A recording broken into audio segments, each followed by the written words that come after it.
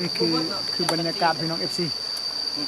เนาะคือบรรยากาศที่เฮาได้กินข้าวใส่ยังของผู้หญิงก่อน อันนะบักจอยนะเจ้าสิเฮ็ดหยังของเจ้าด้วยนี่ฮะนี่คือเบ้าจอยพี่น้อง FC อันนี้ก็เบ้าจอยคนดังเนาะอันนี้คือหมอนี่แหละเขาว่ายานเมียเนี่ยหมอเบอร์5นี่แล้วว่าพี่น้อง FC เอ้ยคันผู้ใดอยากเรียนแบบก็สามารถติดต่อเราได้หรือว่าติดต่อเขาหน่อยได้เนาะนี่ผู้นี้เนาะแล้วว่าบ่ยานเมียพี่น้องแล้วว่าตีคิวใส่เมียแล้วก็เมียงบเรามีสูตรของเราได้พี่น้อง FC เอ้ยนี่ผู้นี้พี่น้อง เนาะพี่น้องอันนี้คือบรรยากาศที่เรากินข้าวพี่น้องอยู่ที่ยังเกาะก็เอ้ยอยู่ส่วนแคมน้ำเนาะนั่นแหละนี่คือเฮาสิกินซอยจุพี่น้องเอาใส่บี้เลยใส่บี้แล้วลวกมาเลยซอยจุบรรยากาศของอาหารแดงได้เด้ยกบนรถรถแดงเอาตัวนั้นให้เขาสิจุ่มเลยคือกำลังสิกินข้าวพี่น้องเลยนี่คือน้ำแจวจำน้ำเพียเนาะคือทางฝุ่นโอ้ยบ่ต้องจุ่มกินดิบบ่ได้วะ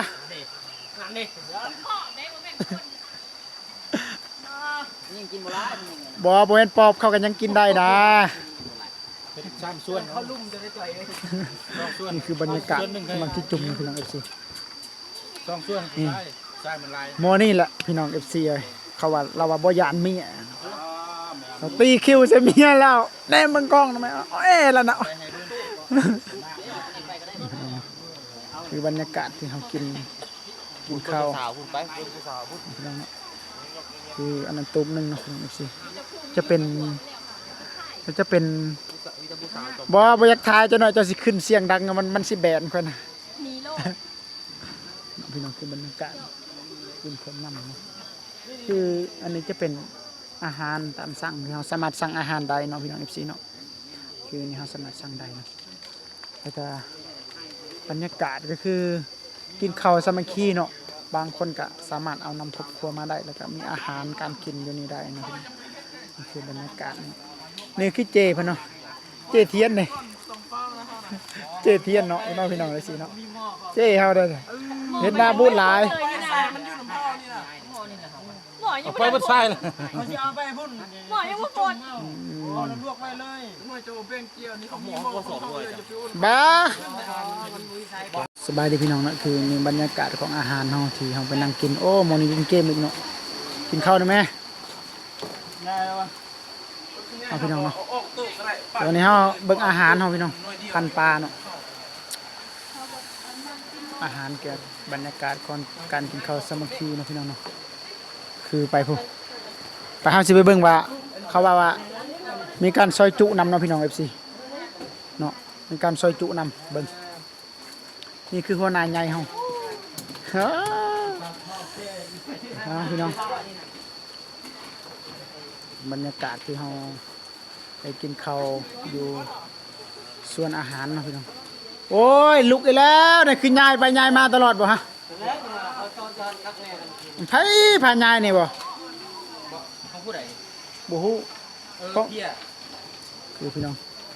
มันจะไปเบิ่งบรรยากาศคือที่แบบเฮาสิเขาจะซอยซีนเนาะพี่น้องเบิ่งซอยจุเนาะตัวนี่คือซอยจุนะพี่น้องเนี่ยพี่น้องเนาะ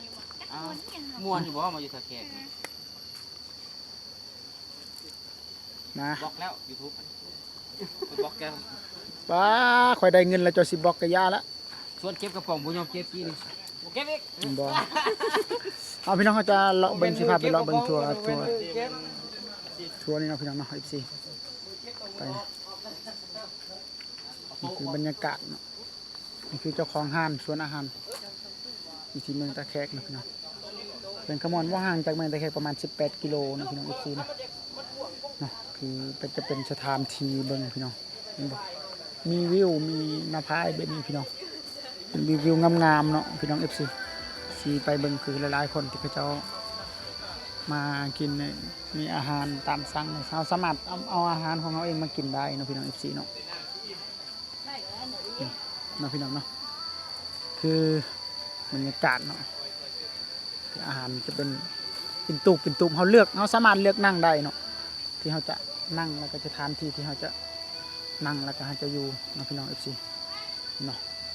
ที่เฮาจะเห็นว่าบรรยากาศของตูบสิพา FC ไปเลาะเบิ่งฮอดพุ่นเนาะพี่น้องแล้วก็แคมน้ำไม่ได้พี่น้องนี่น้ำมันไหลออกมารถจะพี่น้องเลยไปเฮาสิพา FC ไปเลาะเบิ่งแท้พุ่นเนาะพี่น้องไปพี่น้องคือนี่คือเขื่อนเขาเจ้าบนตูบนี่แหละพี่น้องมาจะใช้ไหมเท่า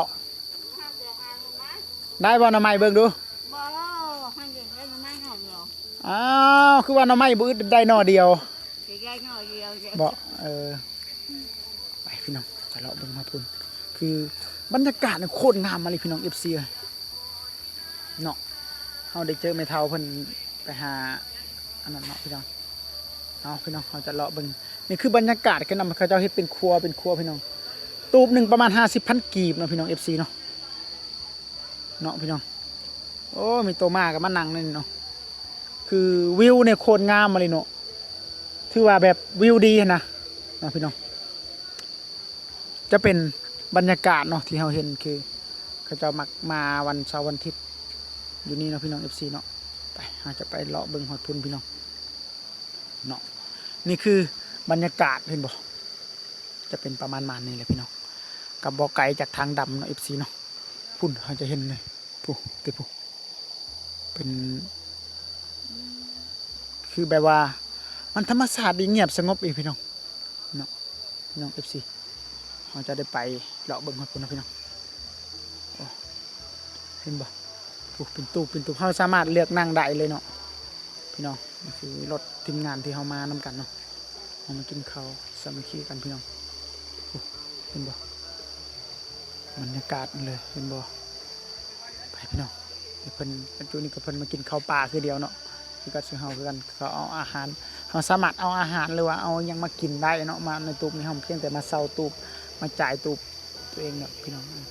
แต่ว่าพี่น้องเราสามารถมาเที่ยวมาชมได้เนาะ FC เนาะคือบรรยากาศเหมาะเจาะที่สุดนะก็คือสถานที่แบบมันเป็นนาพานะหรือว่า FC ทางฝั่งไทยเฮาเนาะก็สามารถมาได้ก็อาหารอยู่นี่ก็มีนี่เนาะพี่น้องเนาะเฮาสามารถสั่งได้ตามสั่งเลยเนาะพี่น้องไปเนาะปุ๊อันนี้ก็คือมันทางแต่เฮามาพุ่นเห็นบ่ FC ธรรมชาติโคตรงามมาเลยพี่น้องวิวงามๆนี่เห็นบ่ปุ๊จะเป็นสิประมาณนี้แหละพี่น้องเนาะ